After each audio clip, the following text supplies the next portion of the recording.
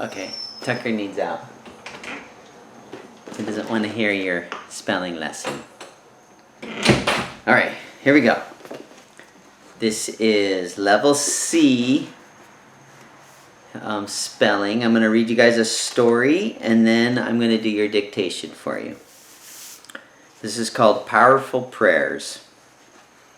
Harrison Potter sat at the table in the back of the camper and waited for the sound of Dad's footsteps in the gravel. "Mama, when will Dad get back? I'm getting hungry." "Shh." Cheryl Potter put her fingers across her lips. "Landon is still asleep. I don't know when Dad will return." Harrison looked down at the book in his lap. "Dad's been gone all day again," he thought as he slowly turned the pages of his book. It seemed like every page was full of pictures of good things to eat. His stomach growled. Maybe Dad will at least find some part-time work today. We had beans for breakfast and beans for lunch, and I really don't want beans for dinner again, too. He looked up. "Mama, can we go back to that something Springs Park after we eat?" Mama nodded her head and looked over at the sleeping baby. "And do you think Dad will bring something home to go with the beans?" Harrison added hopefully. "Shh," Mom whispered. "We'll just have to wait and see." Harrison put his book down and looked out the window. "We're even going to run out of beans to eat pretty soon," he thought. I saw Mama looking at what was left of that big sack of dried beans we brought with us from home. There aren't that many left. Landon began to cry. Harrison turned around and watched Mama pick him up. Since Landon woke up, we can leave a note for Dad. Since Landon woke up, we can leave a note for Dad and walk over to the park before dinner." He jumped off the bench and stood beside Mama and Landon. "Well, let me nurse the baby first," Mama said, "and then we can go." Harrison knelt down on the bench again. "Landon doesn't get tired of milk every meal, but I'm sure tired of beans." He bounced up and down on the cushion and watched the cars go by on the highway while Landon was being fed. As they walked to the park a short while later, Harrison thought of his father's search for work. "Mama," he asked soberly, "why can't Dad find a job here? I thought that's why we came." "Daddy did have a job here, honey." Mama lifted the baby up to her shoulder and gently patted his back. A new company started in this town and asked Daddy if he'd like to move here and work for them. Daddy thought this would be a better place to raise you and Landon, and the job even paid more money. We decided to pack everything up and move out here. But while we were on our way, the new company lost a big contract and decided they really couldn't afford to hire Daddy yet. They couldn't get in touch with us because they'd misplaced your dad's cell phone number, and Daddy had already quit his job back home anyway. That's why Daddy doesn't have a job. "What are we going to do when we run out of beans, Mama?" "I'm not sure, but Jesus knows. Do you want to stop up there on that bench and ask him to help us?" Mama suggested. Harrison nodded and skipped ahead. "You go first," he said as he sat down. Landon grabbed the back of the wooden bench and pulled himself up on unsteady legs. Mama kept a hand on his back while she prayed. "Dear Lord, we're a little tired of eating beans 3 times a day, but I am thankful we have something to eat. Thank you for that, and please help John to find a job. You know how hard it is for him. Help us to accept your will for our lives.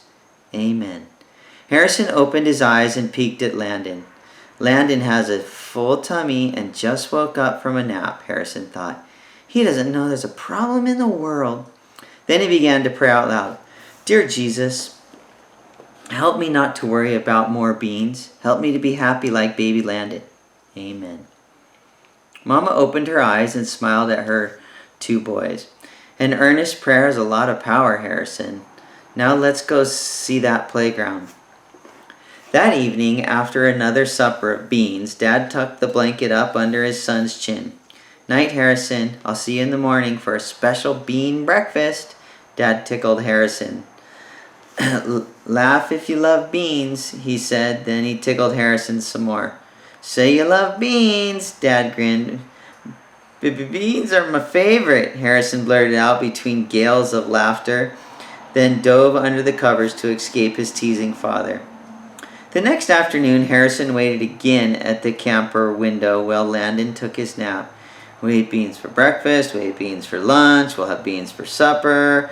Harrison thought he had seen Mama pour the last of the beans into the slow cooker the evening before. She always slow cooked the beans overnight so they'd be tender for the next day's meals.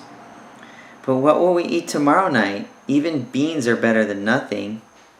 He'd heard Mama whisper to Dad last night after she thought he was asleep.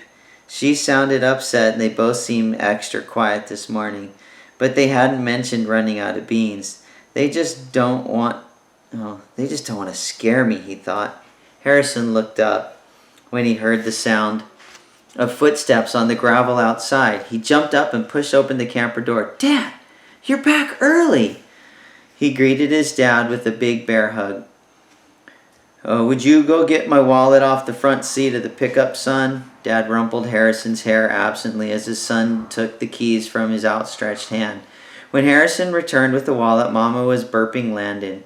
She looked solemn as Dad said, I'll get the trailer hooked up to the pickup while you change Landon. Dad climbed out of the back of the camper and Harrison went along to help him with the hookup routine. Here's your wallet, Dad. Where are we going? Did you find a new job? Did they pay you yet?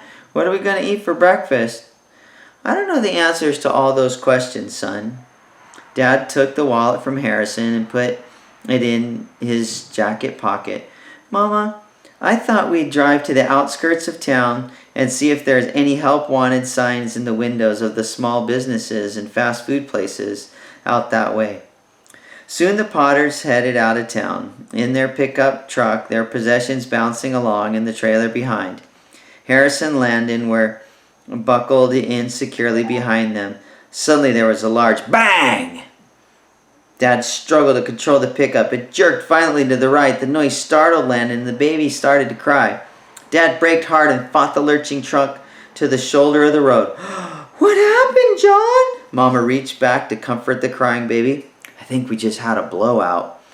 Dad reached for the door handle. Mama turned her head away and looked out her window, but Harrison saw a big tear roll out of the corner of her eye. We don't have money to buy food. There's no money to buy another tire. Harrison thought, Dear Jesus, he prayed. My mama is sad. Help us get money for food and a tire. Amen. John Potter's shoulders slumped as he unhooked the trailer from the pickup. A car whizzed by, then slowed down and turned around. It came back and stopped across from him on the other side of the highway. John looked up to see a big man get out and approach him. Hi, I'm Brad Wilson, the man said. Do you have everything you need, sir? John stood up and wiped the sweat off his forehead.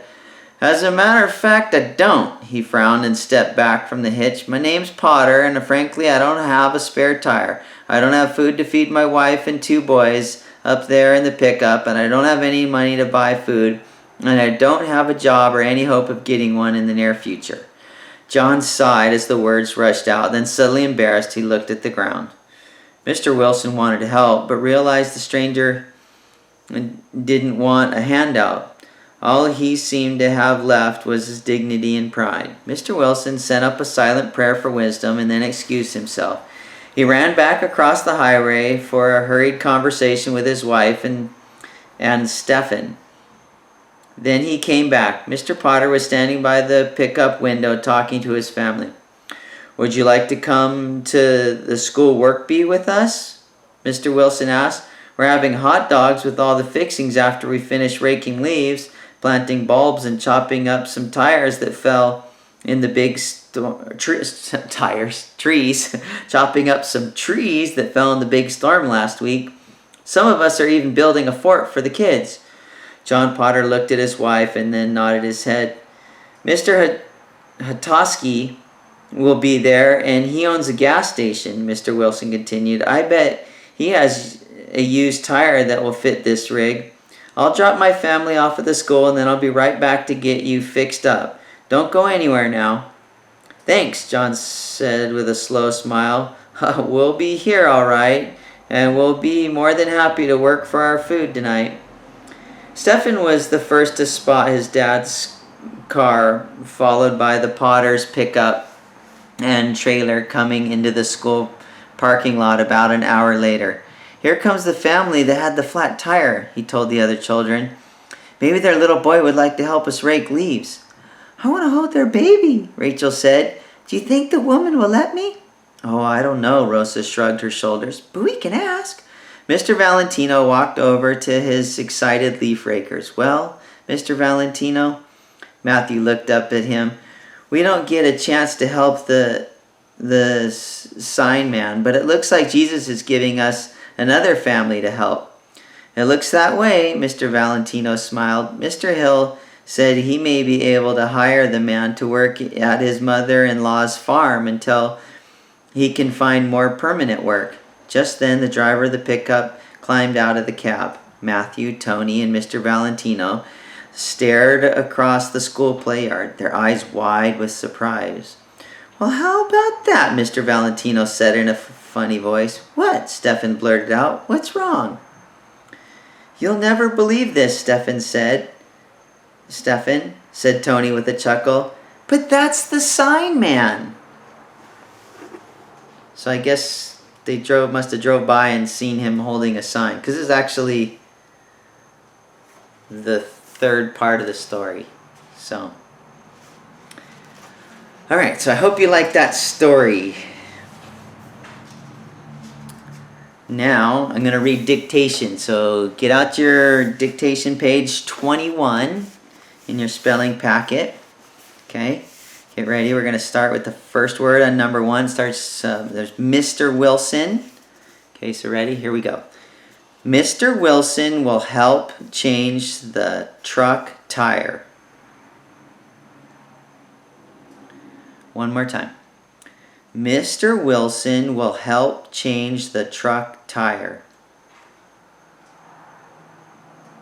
And this is the last time. Mr. Wilson will help change the truck tire. And then don't forget the punctuation on the end of that. Number 2. Okay, starts with Harrison ate. You ready? Harrison ate cheese with his hot dog. Harrison ate cheese with his hot dog.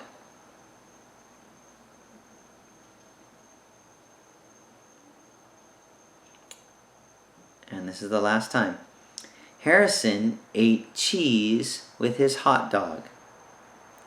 And then don't forget the punctuation.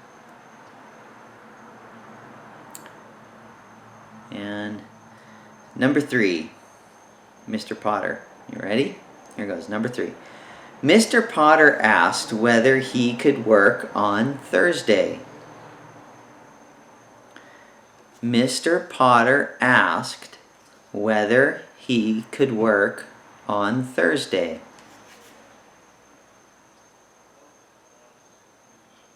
And the last one, the last time. Mr. Potter asked whether he could work on Thursday. All right. And you can do the proofreading yourself. All right. Good luck. Bye-bye.